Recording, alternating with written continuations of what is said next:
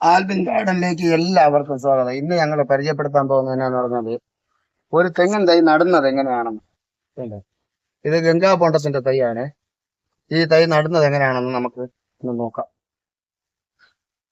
ഇത് നടാനായിട്ട് നമുക്ക് ആവശ്യമുള്ളത് 1 കിലോ വേപ്പും പിണ്ണാക്ക് ഉണ്ടല്ലോ, 1 കിലോ എല്ലുപൊടി, 1 കവർ ഉപ്പ്. ഉപ്പ് എല്ലാം വേണ്ട കേട്ടോ, ഉപ്പ് കുറച്ചിട്ടാൽ മതി. നമ്മളിപ്പം 1 കവറായിട്ട് എടുത്തിട്ടുണ്ടെന്നുള്ളതേ ഉള്ളൂ. നമുക്കിനി നടുന്ന രീതി നമുക്കൊന്ന് കാണാം. ഇതുണ്ടോ, ഒരു 3 അടി ചതുരത്തിലാണ് ഒരു കുഴി എടുത്തിരിക്കുന്നത്. 3 അടിയാണ് ഇതിന്റെ കുഴിയുടെ വലിപ്പം. ഈ 3 അടി കുഴിയിൽ നമ്മളിത് ചെയ്യേണ്ടതെന്ന് പറഞ്ഞാൽ ഇതുണ്ടോ, ആദ്യം നമ്മൾ കുറച്ച് 3 അടി താഴ്ചയുണ്ട് കുഴി, അതിനകത്ത് കുറച്ച് പുതുമണ്ണിറക്കുക. അതായത് നമ്മൾ വെട്ടി കരയിൽ കയറ്റിയിട്ടിരിക്കുന്ന മണ്ണാണിത്. ഈ മണ്ണിൽ നിന്ന് നമ്മൾ എപ്പോഴും ശ്രദ്ധിക്കേണ്ട കാര്യം എന്ന് വെച്ചാൽ പുതിയ മണ്ണ്, അതായത് ഇതിന് അടി അറ്റത്തുള്ള മണ്ണാണ് നമ്മൾ അടുത്ത് പിന്നെ ഇതിലോട്ട് വെട്ടി ഇറക്കാനുള്ളത്. ഇത് കണ്ടോ, ഒരു 3 അടി താഴ്ച അല്ലെങ്കിൽ ഒരു അരയടിയുടെ മേളിൽ നമ്മൾ ഈ മണ്ണിനെ കുഴിക്കകത്തോട്ടാക്കുക. കണ്ടോ, പുതിയ മണ്ണ് കൃത്യമായിട്ട് ലെവൽ ചെയ്ത് വെക്കുക. എന്നിട്ട് അതിന്റെ സെന്ററിലോട്ട് ഒരു കുഴി എടുക്കുക. കണ്ടോ, ഒരു കുഴി എടുത്ത് വെച്ചിട്ട് തെങ്ങിൻ തൈ നടാനുള്ള വലിപ്പത്തിനുള്ള കുഴി എടുക്കുക. അതിനുശേഷം ഇതുണ്ടോ, തെങ്ങിൻ തൈയെ കവറിലുള്ള തൈയാണെങ്കിൽ കവറില് ചോട് നട്ടീറുക. ഇതുണ്ടല്ലേ, ചുവടിലുള്ള കവർ മാറ്റിയതിന് ശേഷം ഇതുണ്ടോ, വേറെ ഉണ്ടോ, കണ്ടോ, നല്ല കറക്റ്റ് റൂട്ടാ. ഇത് കുഴിയിനകത്തോട്ട് വെക്കുക എന്നിട്ട് നടാനായിട്ട്. അത് കഴിഞ്ഞിട്ട് കവറിൽ അറുത്ത് മാറ്റുക. ഇതുണ്ടോ, കൃത്യമായിട്ട് തെങ്ങിൻ തൈ ആ മണ്ണിനകത്ത് ഇരിക്കാൻ കണക്കായിട്ട് തന്നെ ചെയ്യാം.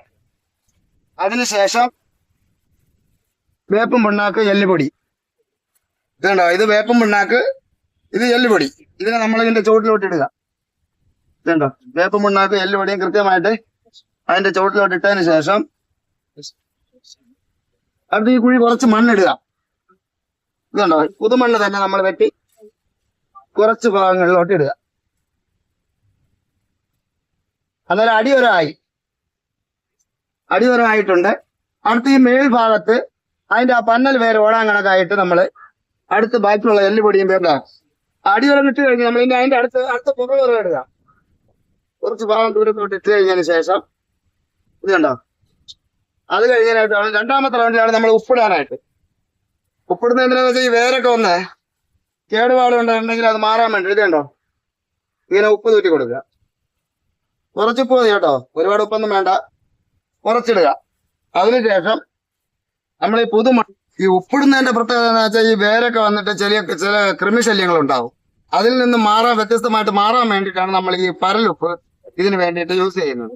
അപ്പൊ അത് ഇട്ട് കഴിഞ്ഞാൽ ഒരുവിധമുള്ള ചെറിയ കീടശല്യമല്ല നമ്മൾ ഈ ഉപ്പ് വഴിയുള്ള പ്രയോജനമാണ്. ഇതുണ്ടോ, ഈ ഉപ്പ് ഇങ്ങനെ ഈ തെങ്ങിന്റെ ചുവട്ടിലിടാതെ ഏകദേശം ഒരു അരയടി മാറ്റി തന്നെ നമ്മൾ ഉപ്പിടണം. ഉപ്പിട്ട് ഇതിന്റെ ചുവട്ടിൽ നിന്ന് തന്നെ നമ്മൾ മണ്ണ് ചെറുതായിട്ട് ചെത്തി ഇതിന്റെ പുറത്ത് അടയ്ക്കുക. ഇതുണ്ടോ, ചെറിയ തോതിൽ മണ്ണിനെ വെട്ടിയിട്ട് അടയ്ക്കുക. ഇതുണ്ടോ, കൃത്യമായിട്ട് വെള്ളം നിൽക്കാൻ കണക്കിന് നമ്മളത് കൃത്യമായിട്ട് ചെയ്തെടുക്കണം. എന്നാൽ മാത്രമേ നമ്മൾ വിചാരിക്കുന്ന രീതിയിൽ ആ ഫലം കിട്ടുകയുള്ളൂ.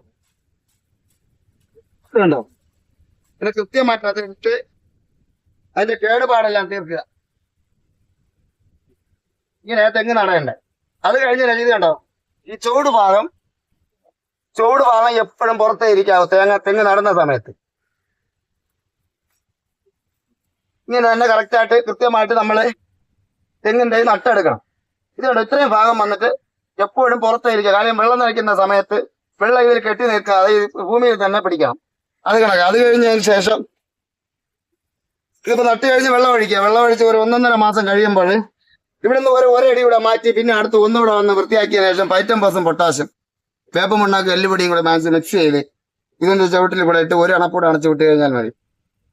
ഏകദേശം ഒരു 5 അടി ഹൈറ്റ് ആവുന്നത് വരെ നമുക്ക് ആ വളത്തിന്റെ ആവശ്യങ്ങളുള്ളൂ. വർഷത്തിലൊരിക്കൽ വളം ചെയ്യാം, 6 മാസത്തെ ഒരിക്കൽ വേണമെങ്കിലും ചെയ്യാം. അത് ആവശ്യക്കാരുടെ അവരവരുടെ ആവശ്യം പോലെയാണ്. ആ സാധനത്തിന്റെ ഹെൽത്തിയുടെ വലിപ്പം അനുസരിച്ചാണ് നമ്മൾ അത് ചെയ്യേണ്ടത്. ഈ തൈ വന്നിട്ട് ഗംഗാ പോട്ടാണ് നമ്മളിപ്പോൾ ഇവിടെ വെച്ചേക്കുന്നത്. ഇത് ഇപ്പൊ കുഴിയിനകത്ത് നിന്ന് 2 അടി ഹൈറ്റ് 2 അടി താത്താണ് വെച്ചേക്കുന്നത്. 3 അടിയാണ്. 1 അടി നമ്മൾ മണ്ണെല്ലായിട്ട് ഫില്ല് ചെയ്ത് വന്നപ്പോൾ ഒരടി പോയി, ബാക്കി 2 അടിയാണ്. ഇനി ഇതിന്റെ ഈ മണ്ണിന്റെ മേളിൽ 2 അടി ഹൈറ്റ് കൂടെ വരുന്ന സമയത്ത് നമുക്ക് ഈ തെങ്ങും തൈ കായ്ക്കാൻ തുടങ്ങും. നമുക്ക് ഇത് 2 വർഷം കഴിഞ്ഞ് 2.5 വർഷം കഴിഞ്ഞ് നമ്മളൊരു വീഡിയോ ചെയ്യുമ്പോൾ നമ്മൾ ഈ കറക്റ്റായിട്ട് ഈ തെങ്ങും തൈ നമ്മൾ കാഴ്ച നിൽക്കുന്നത് നമുക്ക് കാണിച്ചു തരാൻ പറ്റും. അത് നമ്മൾ നട്ട് കഴിഞ്ഞ കേട്ടോ, നല്ല രീതിയിൽ പ്ലാന്റ് നമ്മൾ നട്ട് കഴിഞ്ഞാൽ അതിനുശേഷം നമ്മൾ വെള്ളം ഒഴിച്ചു കൊടുക്കണം കേട്ടോ. അന്നേരം ഇതിന്റെ ചുവട്ടിലായി വെള്ളം വീഴുന്നുണ്ടോ, അന്നേരം ആ 2 ഇഞ്ച് പൊക്കി വെച്ചിരിക്കുന്നതിന് നമ്മുടെ മട്ടയുടെ പുറത്ത് വെള്ളം വീഴത്തില്ല, അത് ഉടനെ തന്നെ ഇറങ്ങി മണ്ണിലോട്ട് മാറും. അതിനുശേഷം നമ്മൾ എന്ത് ചെയ്യണമെന്ന് പറഞ്ഞാല്, ഇനി ഈ കൂമ്പ് അഴുകാതിരിക്കാൻ വേണ്ടി, അതായത് നമ്മുടെ ഈ കൊമ്പൻ ചെല്ലി ഒന്നും ആക്രമിക്കാതിരിക്കാൻ വേണ്ടിയിട്ട് നമ്മൾ ഒരു ചെറിയ രീതിയിലുള്ള ഒരു മരുന്ന് പ്രയോഗമാണ് നമ്മൾ ചെയ്യുന്നത്. അത് നമുക്ക് കാണാം. ആ മരുന്നെന്ന് പറഞ്ഞാല് നമ്മൾ നട്ട് വിട്ട് കഴിഞ്ഞാൽ ഉടനെ തന്നെ എന്ത് ചെയ്യണം, ഇത് കണ്ടോ സാബാണ്. ഈ സാബിന്റെ ഒരു ശകല സാബിനെ എടുത്ത് ഇച്ചിരി വെള്ളത്തിലോട്ട് കലക്കുക.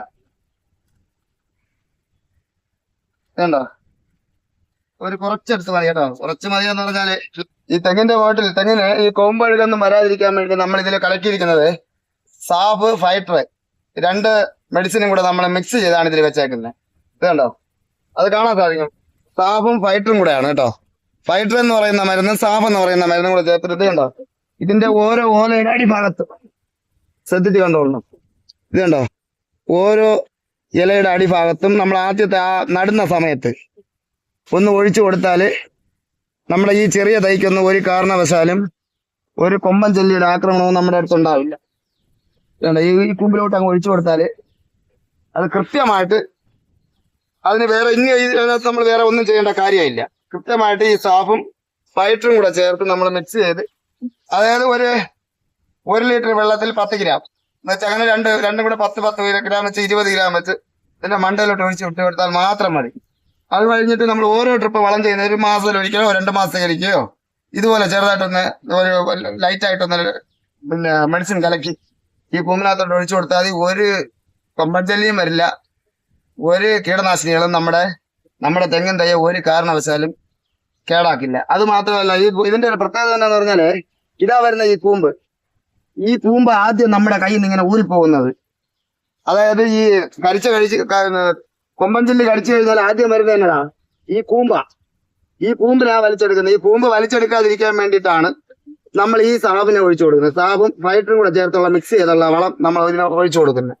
അപ്പൊ കൃത്യമായിട്ട് അതിനുള്ള ഫലം അതിന് കിട്ടും.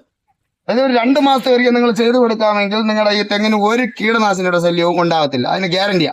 അല്ലെങ്കിൽ നിങ്ങളൊന്ന് ടെസ്റ്റ് ചെയ്ത് നോക്കൂ. ഒരു 6 മാസത്തേക്ക് നിങ്ങൾ നമ്മൾ തരുന്ന തൈയെ നമ്മുടെ അവിടെ നിന്നല്ല, നിങ്ങൾ എവിടെ നിന്നാണെങ്കിലും വാങ്ങി തൈ കൊണ്ടുവച്ച് നിങ്ങളൊന്ന് ഫലം ഇതുപോലെ ചെയ്ത് നോക്കി നിങ്ങൾക്ക് തെങ്ങും പിള്ളേർ ഫലം കിട്ടുകയാണെങ്കിൽ നമ്മളെ സമീപിച്ചാൽ മതി. ഒരു 2 ദിവസത്തേക്ക് ഒരിക്കൽ ഇപ്പൊ ഞാൻ ഇത് ചെയ്തത് കണ്ടല്ലോ, ഇതേ മെത്തേഡിൽ നിങ്ങൾ ഇതിനെ കൃത്യമായിട്ട് പരിപാലിച്ച് കൊണ്ടുപോവുകയാണെങ്കിൽ, അതായത് കണ്ടോ, ഇതിന്റെ ചുവട്ടിൽ ചാണകമോ വേസ്റ്റോ ഒന്നും നമ്മൾ ഇടുന്നില്ല. കൃത്യമായിട്ട് ആ മണ്ണ് മാത്രം തന്നെയാണ് നമ്മൾ ഇവിടെ ഇട്ട് ചെയ്യുന്നത്. അതുപോലെ തന്നെ ഇതുപോലെ കൃത്യമായിട്ട് പരിപാലനം ഈ നട്ടതുപോലെ തന്നെ നല്ല കറക്റ്റായിട്ട് കുഴിയെടുത്ത് കറക്റ്റായിട്ട് അതിന്റെ ആ പരിപാലനം കൊടുത്ത് നിങ്ങൾ കൃത്യമായിട്ട് നമ്മൾ ആ തെങ്ങിൻ തൈ നട്ട് പരിപാലിച്ചെടുക്കുകയാണെങ്കിൽ നമുക്ക് ഒരു കാരണവശാലും തെങ്ങിന് ഒരു കംപ്ലൈന്റും ഉണ്ടാവില്ല. പിന്നെ ഇനി ഒരു കാര്യം കൂടെ പ്രധാനമായിട്ട് ചെയ്യേണ്ട ഒരു കാര്യമുണ്ട്. കാര്യം എന്താണെന്ന് പറഞ്ഞാൽ ഈ കണ്ടോ, നമ്മൾ ഈ കൃത്യമായിട്ട് നല്ല നീറ്റായിട്ടാണ് നമ്മൾ ഇത് ചെയ്തിരിക്കുന്നത്. അപ്പോൾ ഇതിനകത്ത് ചാണകം ഒരു കാരണവശാലും നിങ്ങൾ യൂസ് ചെയ്യാൻ പാടില്ല. അത് ഞാൻ കഴിഞ്ഞ പല വീഡിയോകളിലും ഞാൻ അത് പറഞ്ഞിട്ടുണ്ട്. ചാണകം നമ്മൾ ഉപയോഗിക്കാൻ പാടില്ല. നമ്മൾ ഇതിനകത്ത് ഒരു പൊടിക്ക് പോലും ചാണകം ഇട്ടിട്ടില്ല. ഈ തൈയുടെ ഒരു പ്രത്യേകത ഉണ്ട്, ഇത്രയും നല്ല കൂമ്പായ തൈകളാണ് ഇത്. ഇത് ചാണകം ഇട്ട് കഴിയുന്ന സമയത്ത് ഈ ഇലയുടെ പുറം ഭാഗത്തൊക്കെ ഈ കറുത്ത കളറിലോട്ട് വരാൻ തുടങ്ങും. ഇത് കണ്ടോ, ഇതിന്റെ ഈ ഇലയുടെ പുറത്തൊക്കെ കറുത്ത ഇത് കാരണമാണ് ഈ കീടനാശിനി കൂടുതലായിട്ട് നമ്മുടെ ഒരു ഫംഗസ് രോഗമാണ്. ഈ ഫംഗസ് ആയിട്ട് നമ്മുടെ ഈ തെങ്ങിൻ തൈയിലോട്ട് വന്ന് പിടിക്കുന്നത്. അപ്പൊ അതുകൊണ്ട് മാക്സിമം എല്ലാവരും ഈ ചാണകത്തിനെ ഒഴിവാക്കിയിട്ട് വേണം നമ്മൾ ഈ തെങ്ങിൻ തൈ നട്ട വിധത്തിൽ നട്ടെടുക്കുകയാണെങ്കിൽ നിങ്ങൾക്ക് ഈ 2.5 വർഷം പറയുന്നത് വെയിൽ വേണം, കുറച്ച് വെയിലും കൂടെയൊക്കെ വേണം. കൃത്യമായിട്ട് ഒരു 2-3 ദിവസത്തേക്ക് ഒരിക്കൽ വെള്ളം കൊടുക്കുക, ഒരു 2 മാസത്തേക്ക് ഒരിക്കൽ നമ്മൾ ഇതിനകത്ത് വളം കൊടുക്കുക. അതുപോലെ തന്നെ ഈ വളം കൊടുക്കുന്ന സമയത്ത് തന്നെ ഒരു സാബും ഫൈറ്ററും കൂടെ വാങ്ങി വെച്ചേക്കുക. ഇതിന്റെ ഈ കൂമ്പുകളിലുള്ള ഇലകളിലെല്ലാം നമ്മൾ കൃത്യമായിട്ട് ഇച്ചിരി ഇത് കലക്കി ഒഴിച്ചു കൊടുക്കുകയാണെങ്കിൽ നമ്മൾ അതായത് ഈ ചെറിയ തൈയിൽ നിന്ന് നമ്മൾ കുറച്ച് വലിയ തൈയായി മാറിക്കിട്ടും. ആ മാറിക്കിട്ടുന്ന സമയത്ത് ആ കൊമ്പൻ ചെല്ലിയുടെ ആക്രമണങ്ങളെല്ലാം മാറി നമുക്ക് നല്ല ഹെൽത്തി പ്ലാന്റ് ആയിട്ട് കിട്ടും. അങ്ങനെ ആയിക്കഴിഞ്ഞാൽ 2.5 വർഷം, അതായത് നമ്മൾ ഈ തറയിലകത്ത് മണിയടിയിൽ 2 അടി തടിയുടെ വണ്ണം 2 അടിയും മേൽഭാഗത്ത് 2 അടി വണ്ണവും വരുമ്പോൾ 4 അടി പൊക്കത്തിലാകുന്ന സമയത്ത് നമുക്ക് ആദ്യത്തെ കൂമ്പ് വരാൻ തുടങ്ങും. 2.5 വർഷം ആകുമ്പോൾ കൃത്യമായിട്ട് നമ്മൾ പരിപാലിച്ച് എടുക്കുകയാണെങ്കിൽ ഇതൊന്ന് നിങ്ങൾ ഫോളോ ചെയ്ത് നോക്കിയിട്ട് നമ്മുടെ വീഡിയോ എല്ലാം കൃത്യമായിട്ട് കാണുക, പിന്നെ സബ്സ്ക്രൈബ് ചെയ്യുക, പിന്നെ വിളിക്കുക. നമ്മളിപ്പോൾ ഓൺലൈൻ ചെയ്യുന്നുണ്ട്.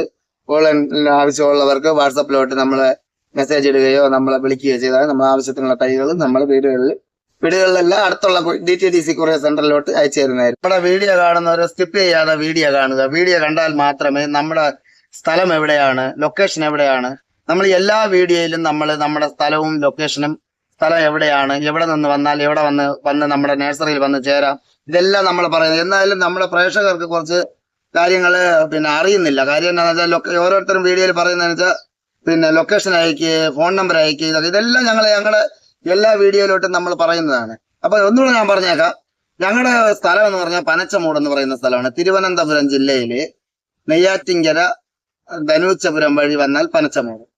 തിരുവനന്തപുരത്ത് നിന്ന് അത് പോയിട്ട് പിന്നെ നെടുമങ്ങാട് വഴി വന്നു കഴിഞ്ഞാൽ നെടുമങ്ങാട്, കാട്ടാക്കട, പനച്ചമൂട്, വെള്ളറ വഴി പനച്ചമൂട്. ഞങ്ങളുടെ ലൊക്കേഷൻ വരുന്നത് പനച്ചമൂട് ജംഗ്ഷനാണ്. ജംഗ്ഷനിൽ നിന്നൊരു 4 കടയുടെ പിന്നെ രാമചന്ദ്ര ടെക്സ്റ്റൈൽസിലൊന്നും ഒരു 4ാമത്തെ കട ഇരിക്കുന്ന സ്ഥലമാണ് നമ്മുടെ നേരത്തെ സ്ഥിതി ചെയ്യുന്നത്. ഞങ്ങളുടെ ഫോൺ നമ്പർ വന്നിട്ട് 77 36 51 58 49. അടുത്ത വീഡിയോയിലോട്ട് കാണാം.